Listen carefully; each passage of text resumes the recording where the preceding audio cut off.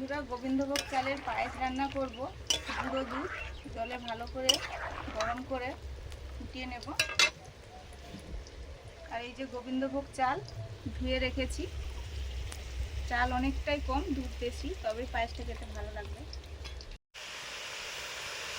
গোবিন্দভোগ চালটা দিয়ে দিলাম।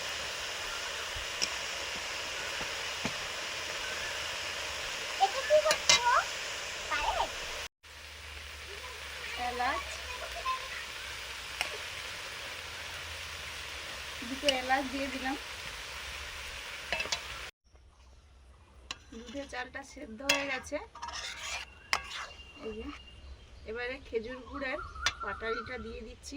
পাটালি আকারে ছিল, কিন্তু থেকে থেকে এরকম হয়ে গেছে। পায়েসটা একটু ঠান্ডা করেই দিচ্ছি। খেজুর গুড়ের পাটালি দিয়ে পায়েস কতটা সুন্দর, দেখতেও যেমন ভালো হয়েছে, সেন্টটাও দারুণ উঠেছে। খেতেটা অবশ্যই ভালো লাগবে। বন্ধুরা দেখুন পায়েসটা কত সুন্দর হয়েছে খেজুর গুড়ের পাটালি দিয়ে।